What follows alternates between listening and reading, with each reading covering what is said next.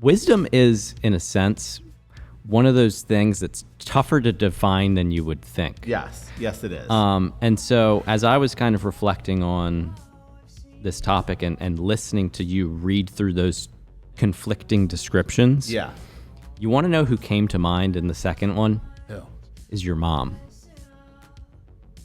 Really? I'm just joking.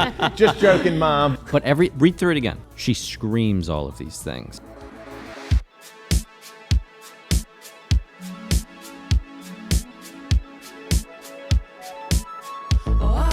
What do we say, fam? Welcome to Simplexity, a podcast where we take seemingly complex matters and attempt to make them plain and simple. My name is Sammy Foster. Join with Boots. Hello. With a little sun-kissed Here comes tan. the comment on my appearance that I was waiting for. Well, you've been at the beach, got a little sun. Yeah. Yeah? I was telling them I'm trying a new little strategy out when it comes to sunshine. Oh, do tell. I'm under the umbrella for 48 minutes, and then I'm in the sun for 12. Are you being serious and then I don't right burn. now? Yep, that's right. Did you know about this? No, I don't think it's a 48 minutes? Why not 45? Is that 3? Because I was trying the 80-20 rule. Oh my gosh. You are a weirdo. I know. But I'll tell you what, But hey, I didn't burn this time. That 12 minutes, it did a little work. So you do that throughout the day. How many hours are you out there? How many sessions? Yes. How many sessions? Yes. It's most of the day, I would Okay. say. We get there around noonish. Okay. And then stay till like 5. Uh-huh. So I find that 5 o'clock hour, 5 to, actually that in the peak of the summer, I like that 6 to 8:30 hour. the crisping hour. No, No, it's the UV when goes down. the sun goes down. It's got that I'm like, sort of oh, dusk that's how time works. Yeah, it's the heat subsides a little bit. You like that time? Oh yeah, 'Cause that's yeah. when most That's people when are I like to booking break it out off. the little charcuterie board, have a little snack, little pre-dinner.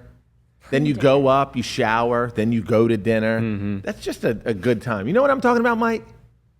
Not really. No? That's a good time also to take a nap, then go to dinner. Yeah, I find Take a I nap find at, like, the nap 7? is best right around the 4 o'clock Oh, yes, hour. yeah. While on the beach? Sure. Oh. Sure. Right in the sun. Yeah. I can't fall asleep on the beach. Oh no. Okay. What? I can help with that. I got some tricks of the trade. Just not. Yeah. Yeah, you know what? I should probably apply the 80-20 rule. Yeah. But I'm more the 80. It's 80% in the sun. Yes. 20% no. And then if I have what to dip SPF under. do you use? So that's the thing, is I didn't put anything on. Oh, for all our dermatologist friends out there, you hear that? Well, That's illegal. there's... Whoop. I know. Okay. Hey, whatever floats your boat. I was going to get into the whole suntan lotion debate, but I'm not going to open that one up right No. now. No. I'd like to debate that. Okay. A little Australian, what's it called? Oh, I know what you're talking Australian about. gold? Australian gold. That's got 15 in it. Does it? Yeah. Yeah, it's a notch above baby oil. You're the guy to put oil on, aren't you? Yes. You are. Yeah. Oh, I just came from my dermatologist. Look at this, Boots. See that? Uh-huh. And then do you see that? Yeah. Yeah. That got frozen off, and I got yelled at. Yeah. You're in the sun too much. Way too much. Dr. Kang, he's a wonderful dermatologist. A little shout out to, is it Arundel Dermatology? Anne Arundel Dermatology? Anyway. Anywho. Yeah, I just got a full checkup. He gave me a clean bill of health. Yeah? Yeah, I had a little basal cell that he eradicated. But I had a clean bill of health, but I had something frozen off.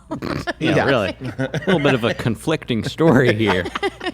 got All yelled right. at. That's for the future to come. Yeah. Let's start Clearly, being you have no wisdom there. That's a good segue. That is a wonderful segue. Speaking of which, whether or not to use Australian Gold and or Banana boat.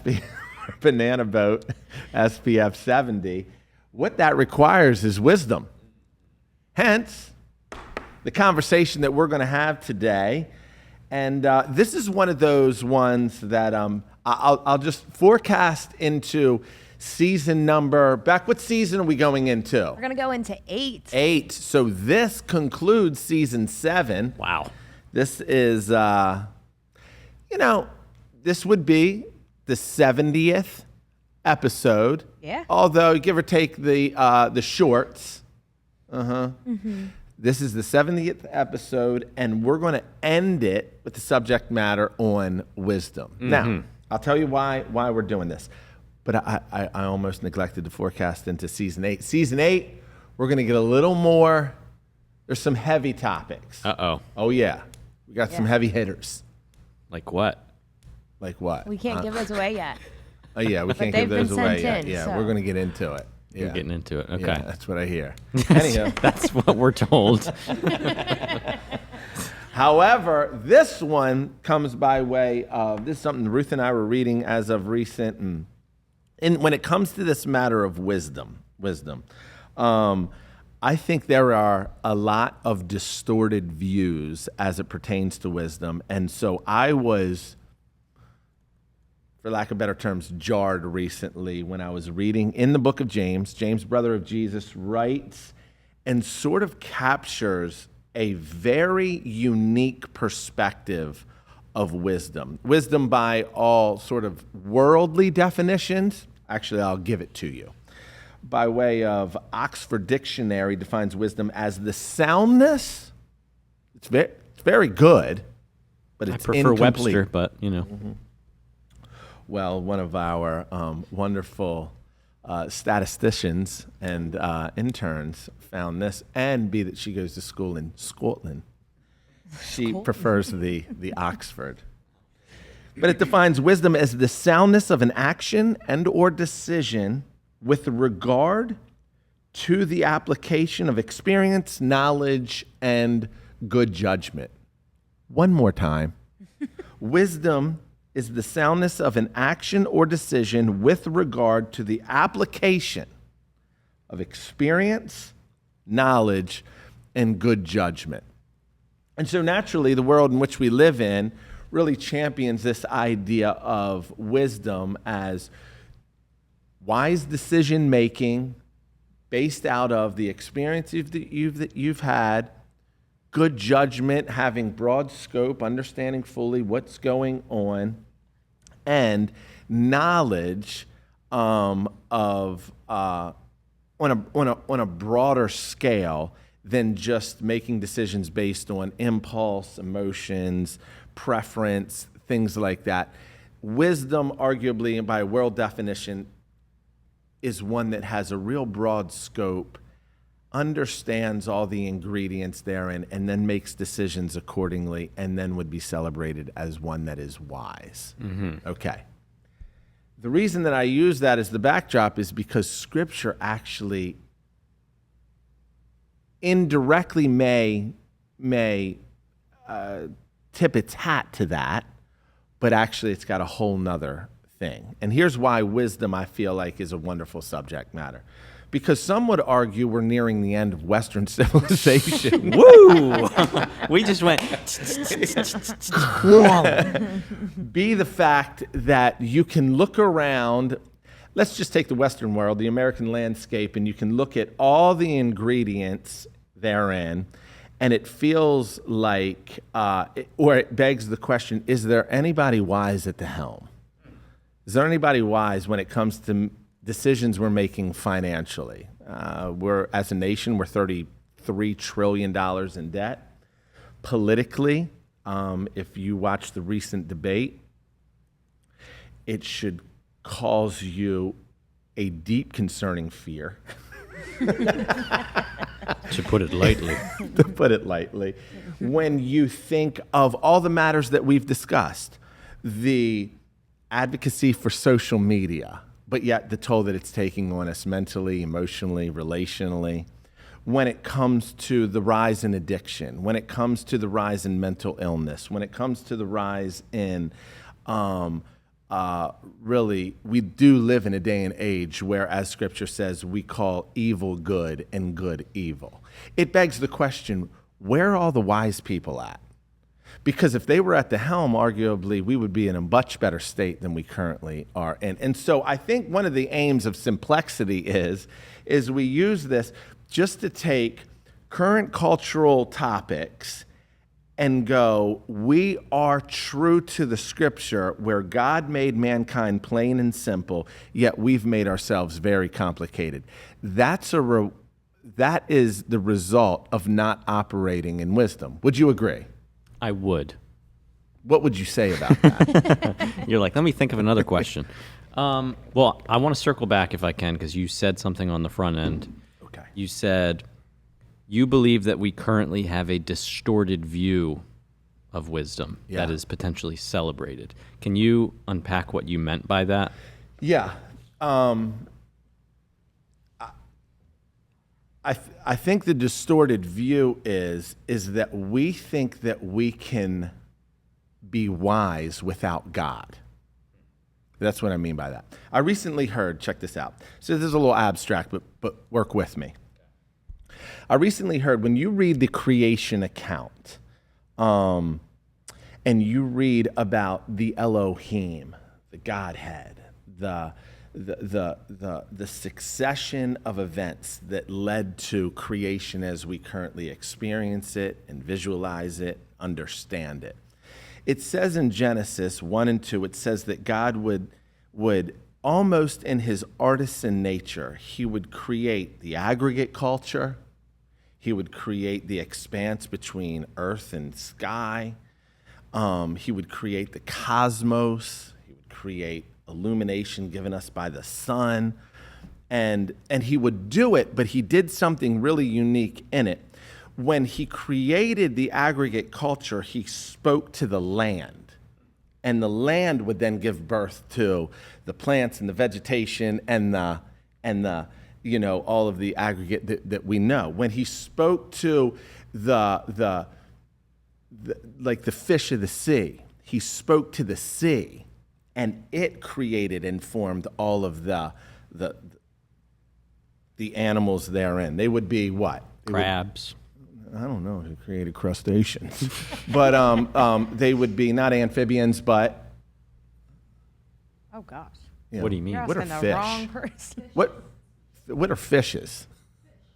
Fish. But what category of animal is that? I don't know.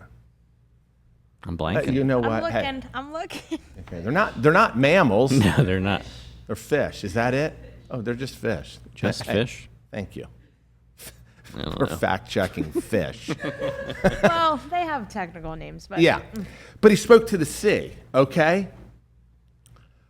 When he created man, he spoke to the Elohim, meaning let's create man in our image. So let's back up now. If you were to take a tree from the earth and uproot its root system, it would die. If you took fish out of the sea, they would die.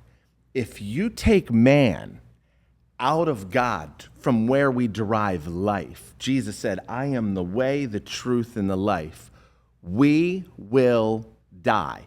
And so I say that to say, when you think of that artisan nature of the Elohim that created everything, he created it in the context of where it fully comes alive and the context in where it's sustained. So when he spoke, let's create man in our image, God knew, apart from me, not only is it John 15, apart from me you can do nothing, but apart from me, you cease to really come alive. Actually, death and decay ensues, spiritually, emotionally, wisdomly, that we're just left on our own. So then we'll take wisdom and we'll reduce it simply to good judgment, experience, and knowledge. Yeah. I'm saying the reason a lot of people that sit at the helm of various positions of influence, they are considered wise. Yeah. It's a very reduced understanding of wisdom. Wisdom, from what I gather from Scripture, is seeing life from God's perspective and being connected to the vine. It's a much, much broader spiritual scope in how to do this thing called life that actually leads to human flourishing. If we were consider our collegiate institutions right now, most of those people that have been in school, I mean, many of them lead classes be the result of they were like professional students. They have been in school for decades and decades and decades. And yeah, they can instruct according to experience and even knowledge. Is it really producing further wisdom?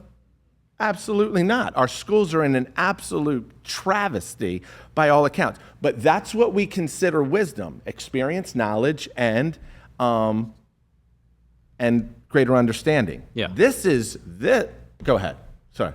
You leaned in. You almost bowed up on me. Yeah, don't say that. Don't say that now. No, well, I just, we talk about conflated language a fair amount on this podcast, but I feel like that's kind of where we're at with worldly wisdom. Right. Where, even I can never say this word correctly, colloquial. Ooh. Is that correct? That would be. Thank you. Colloquial, and then I say it wrong the second time. Colloquial ways of talking about wisdom is often, oh, you're wise beyond your years. Which, what does that imply? That implies that wisdom comes with age. Maybe to a degree it does. Yeah. When you think about the quintessential wise person, what is it typically in our mind's eye? It's a wise old man or old woman, yes. right? So yes. we're indirectly thinking to ourselves, wisdom comes with experience. Yep, totally. Wisdom comes with age, and whatever else Oxford said. Yeah. And wisdom comes from good judgment that is a result of making, at times, bad decisions. Mm-hmm. Like, yeah. you learned from your mistakes. Yeah. And School so of hard knocks. Well said. Yeah. Well said. So I'm gonna continue to build the suspense. I'm not gonna give you the biblical understanding Underpinning. of wisdom. Stop rushing me. In 2018, a study on wisdom of the crowd was created. In a study of thousands of participants, researchers found that people define wisdom or a wise person as having three main components: cognitive, reflective, and active.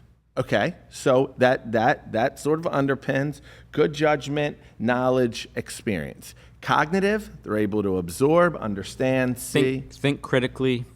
Problem solve, Amen. Evaluate, and analyze. Yep. Reflective, consider scenarios, situations, experiences, learn the good from bad in there, make wise decisions based out of bad experiences or what have you. They're reflective. They're able to rewind the tape a little bit and go, maybe we shouldn't repeat that. Mm-hmm. Oh yeah, I've been down this road before. Totally.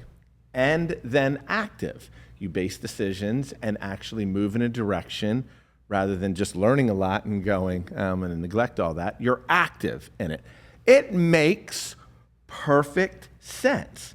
That is, the wise persons are able to think critically with reason, which translates to insight and self-reflection, ending in a kind of compassionate outlook and actions taken. What I find in that is that is arguably true. I'm not going to debate that. That is what wise people do. I think where we start to exit is that is what God created these very peculiar creatures called humans to do. Like, that's the image bearer of God, that we are cognitive, reflective, and then active. But the more you divorce that from God, and the more that you try to just say, wise is this, the more you can actually operate in what people would call, well, that's intellectual, or that's, they got a great self-awareness and all of that, but yet you don't get the outcome that wisdom should produce. Which is life that flourishes. Mm-hmm. A lot of people have a very cognitive and reflective and we're getting a little abstract, but we're going somewhere.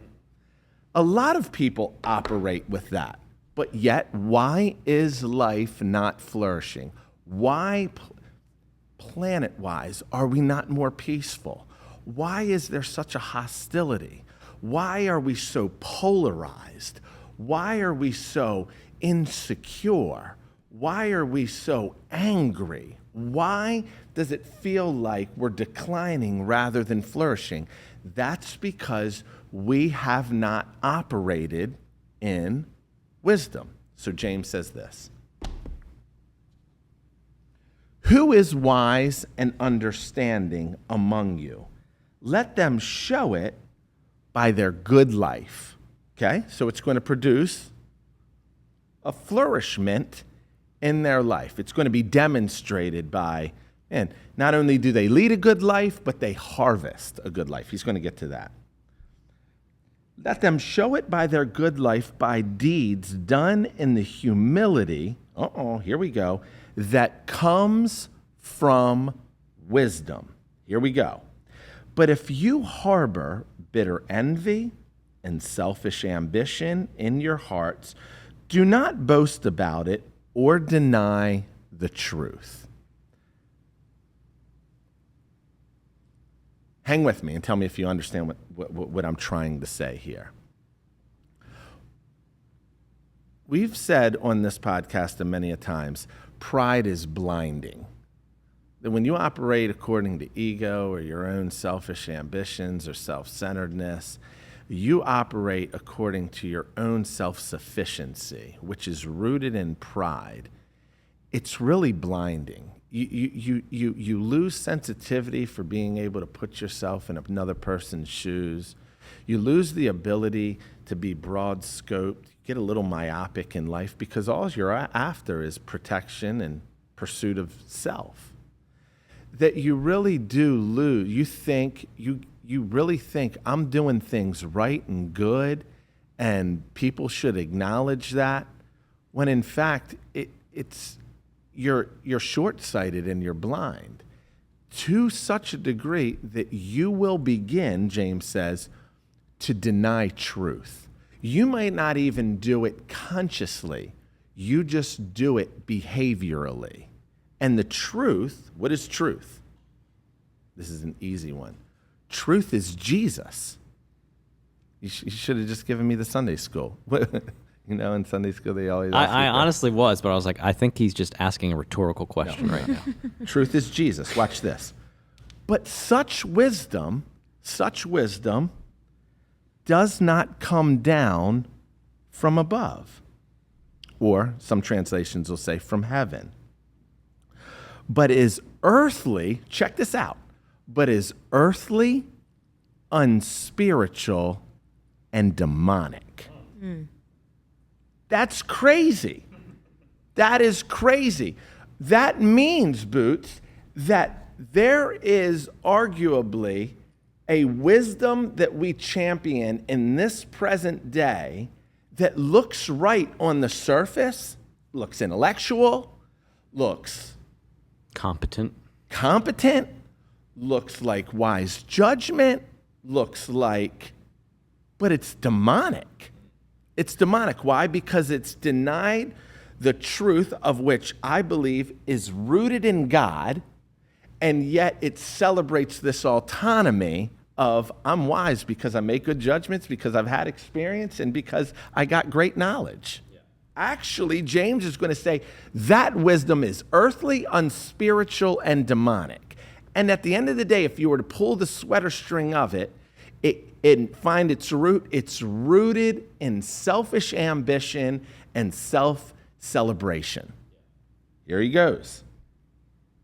For where you have envy and selfish ambition, there you will find disorder and every evil practice.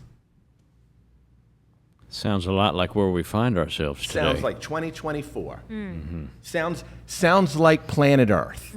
Yeah. Right now. Yeah. Wars, uprising, upheaval, financial bankruptcy, stress, anxiety, mental illness, crime, despair, hopelessness, clamoring, fighting, polarization, hatred, on and on and on.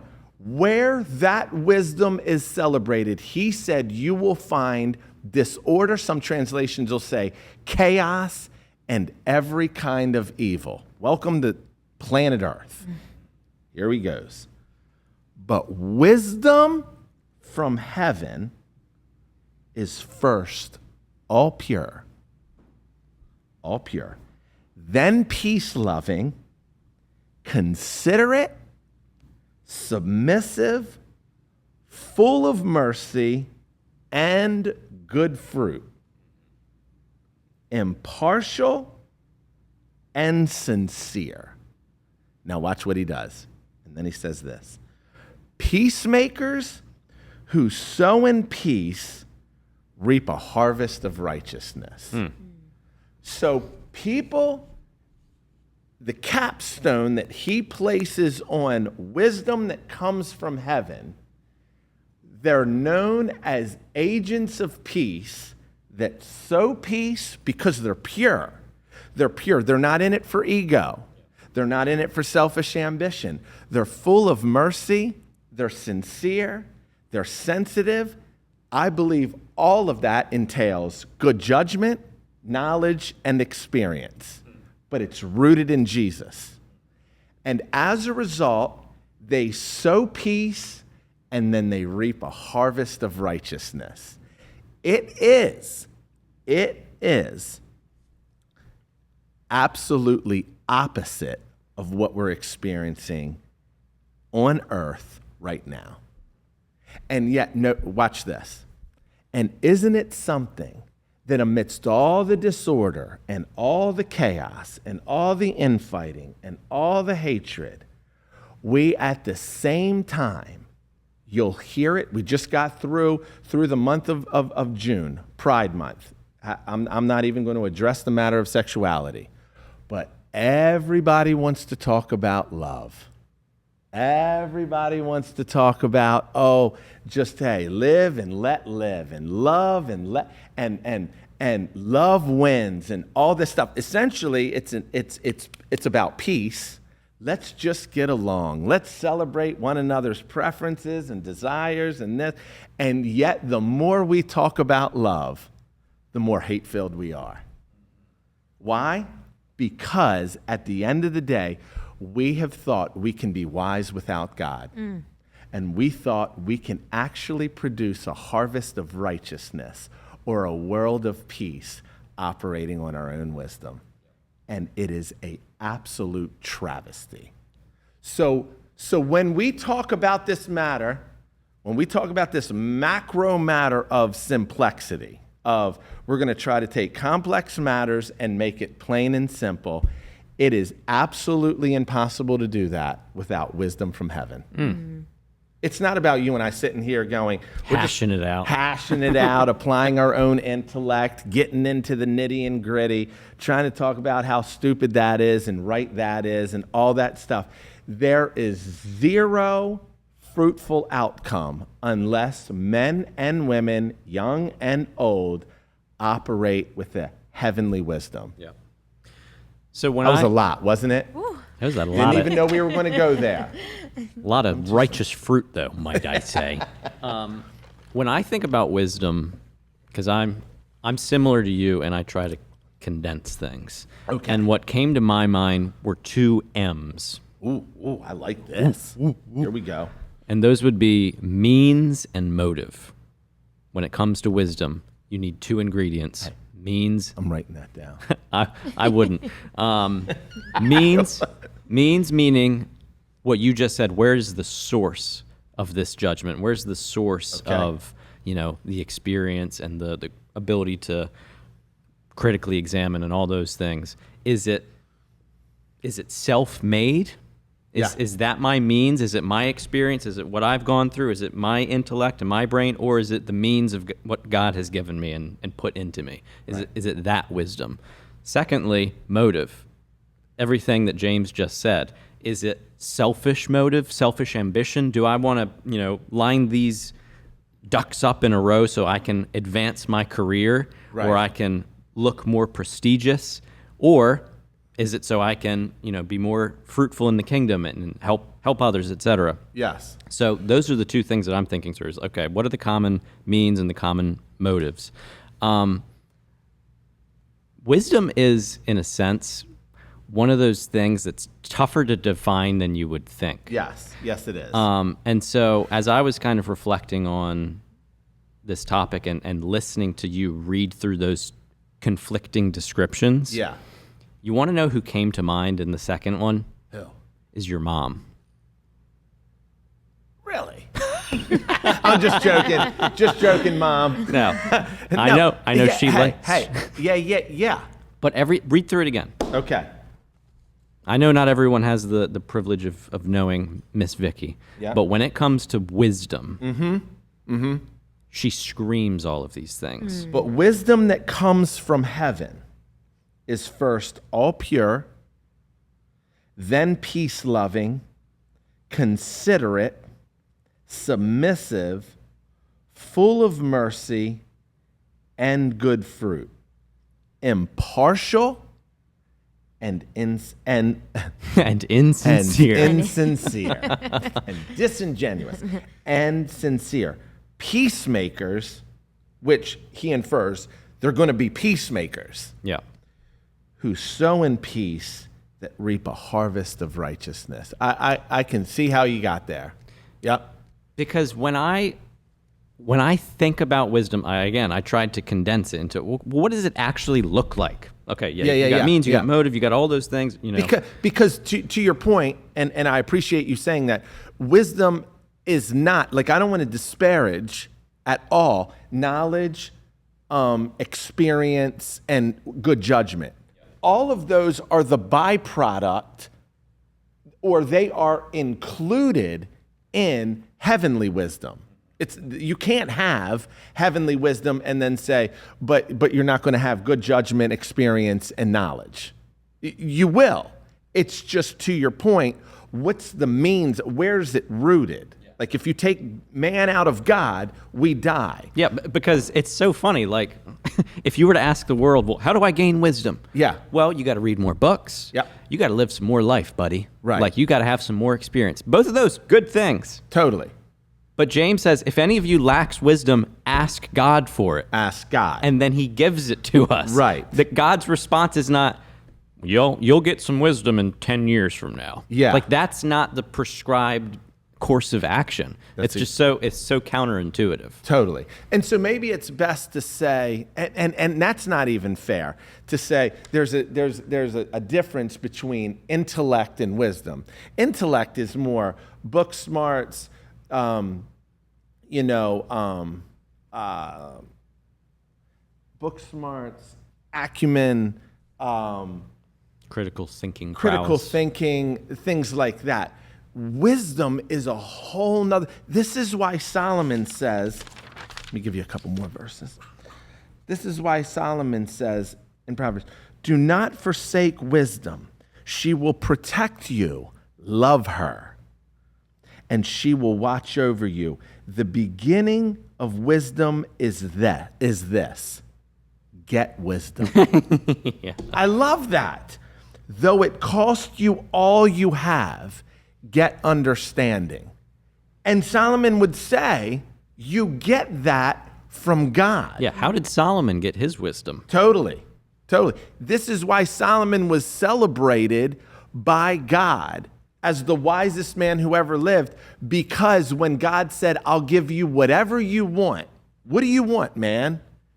Hey, it's like the quintessential genie in the bottle comes out. I can give you fame. I can give you power. I can give you riches. What do you want? Yeah. Solomon says. You get one shot. Yep. He said. We almost went into Eminem there. Starts singing 8 Mile. He said, give me wisdom. And God said, game on. It was as if God was like, dude, out of everything you could have said, bing, bing, bing, bing, bing, that's it right there. Yeah. And he knew it comes from him. So you're so, I just think when we look across our present day, it's a result of we're not wise. We're not wise, man. We're not. And so when you refer this to mom and you go, here's the deal. That is my picture of wisdom. I think, and isn't it something that whatever episode we do or whatever subject matter we have, whenever we get to whether it be the application or how do you walk that out or, okay, what does that look like? It's something to me that it always seems to begin with, well, first there's got to be a humility. I think wisdom in its purest sense is when you go considerate, submissive, peace-loving, pure, full of mercy, good fruit, impartial, and sincere. That is a humble person of where they know where their source comes from. And so they have what they've received, and then they demonstrate it. Yeah, and they know they're needy. Totally. It's almost like James's prompt, if any of you lack wisdom, is like a test. Yeah. As if to say, do you know that you lack wisdom? Absolutely. Because if you do realize it, here's your source. Now, just as a quick aside, because I don't want to belabor this, so we're going to start to bring it in for a landing. You can put your tray tables up, your back's in upright position. In the church,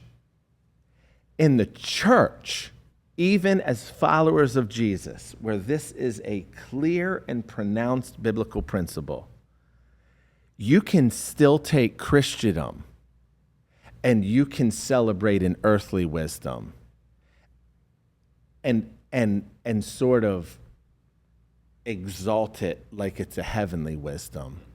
And yet the problem is it leaves us in the same disorder that it's leaving the world. Yeah. What does that look like? It looks like a lot of arrogance. It looks like we're celebrating Christian celebrities. It looks like guys that climb in and out of the pulpit that are abusive and self-promoting. It looks like people that are judgmental and ignorant.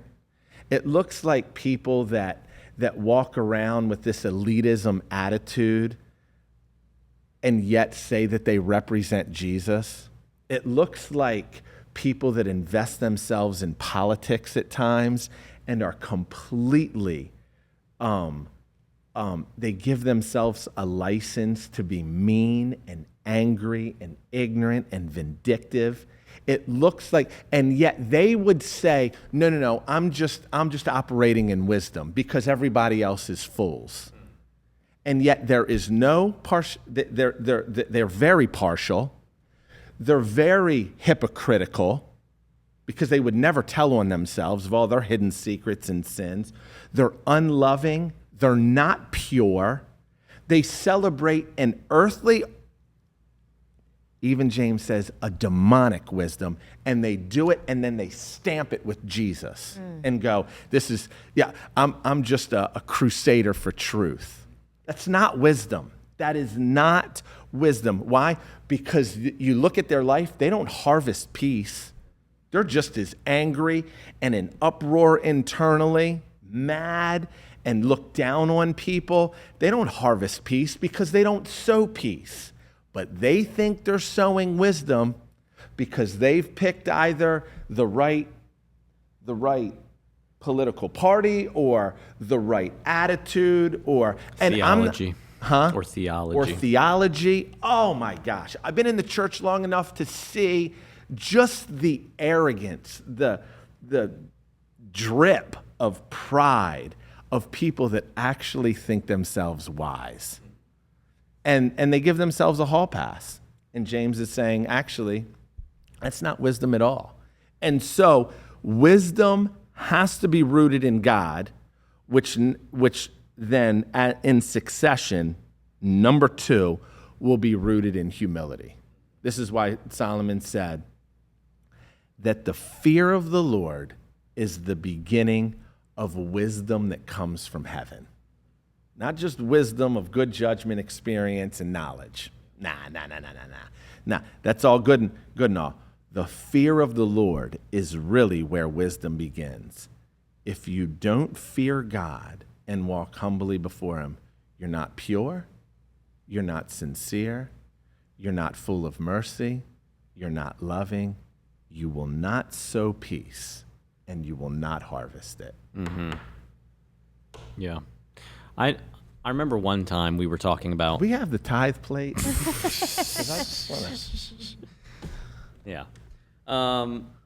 We'll use this hat to collect. I remember one time we were talking about a similar topic. This wasn't on the podcast, and we were again comparing earthly with heavenly wisdom. And oh, we did? Yeah, this was in the Freedom Group. This was not on the podcast. Oh, okay. Oh, sorry. We just talked about this last week, Sammy. What? You've been gone a while. And you said something that stood out. You compared earthly wisdom to shrewdness. Huh. I almost picture, for all my Harry Potter fans out there, earthly wisdom is similar to the Slytherin group. A little clever, cunning, yes, self-motivated.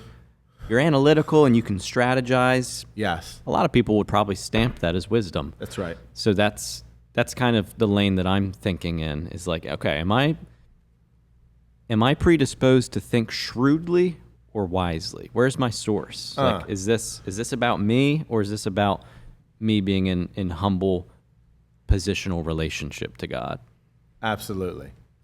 You know, as our great intern that has been a considerable help on this podcast once said, provided us a few quotes, and she referred to Charles Haddon Spurgeon, the Prince of Preachers, as Spurgey. Yeah. Spurgey says that wisdom is the right use of knowledge. To know is not to be wise. Listen to this. Many men know a great deal and are all greater fools for it. Mm-hmm. There is no fool so great as a knowing fool. Yeah. But to know how to use knowledge is to have wisdom. And I think that the completion of that is the way that we know how to use knowledge is rooted in God. Mm-hmm. It's got to be rooted in him. It's not wielding, because otherwise it's just shrewd. Mm-hmm. It's just clever. It's just insightful. It's just strategic. You're just a Merlin. That's it. That's it. And so let's let God define wisdom. He's defined it according to his word. And then let's not rob him of his word or his definition. Let's call it something else, but it's not wisdom. It's just, as you said. So there's a lot, this is why almost exclusively when asked, this is another study, when asked to name a wise person, people only name good persons. Typically. And that makes perfect sense. Like if you were to go on the street and say, hey, who is wise? The top four most common names mentioned are Santa Claus, Gandhi, Jesus, Gandhi beat out Jesus, Gandhi beat out Jesus, MLK Jr., and Confucius. It makes perfect sense. all of whom championed peace. Yep.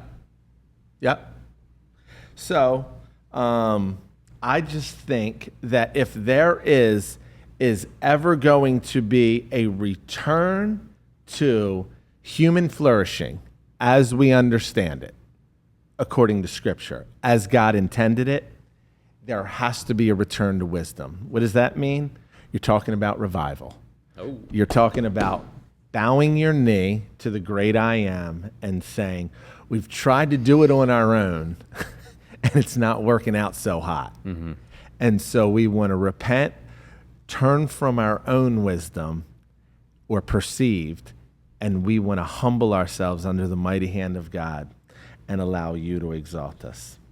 This is why God says that he gives grace to the humble, but he resists the proud. And I feel like our Western civilization is experiencing arguably a resistance. I would say so. So, when it comes to Simplexity, fam, I hope that we have not postured ourselves, that be Boots and I, as wise people in our own right. Maybe wise guys. Bit of a wise guy. But I think if you're ever going to take complex matters and make them simple, it requires a heavenly wisdom and nothing shy of it. Agreed, my friend. And that's a good place to leave not only this episode, but this season as a whole. Season number 7 in the bag. That's right. And so we certainly appreciate you guys coming along for the ride this season. We will see you in August. So listen. Let's do a little. Let's do a little push for review. A little song and dance. A little little review, right? Little comment. It's true. We'd like to know what you're thinking, what you're wondering, what we can help with. Because we're so wise. Yeah. There's a well of wisdom. But Beck does get that on the gram. Yeah. Yeah, and she'll put out little surveys. But if you're on YouTube, leave a little something in the comment section. Let us know where you're at, what you're doing, what you're thinking, what you're asking, what you're wondering. And then go on Spotify and or iTunes. Apple Podcasts. Apple Podcasts. Oh yeah, sorry. Yeah. Also, I know a lot of you use the season breaks as an opportunity to catch up on episodes, so we'd recommend go ahead and do that as well. Got 10 of them. Yeah, 10 to choose from. Love you guys.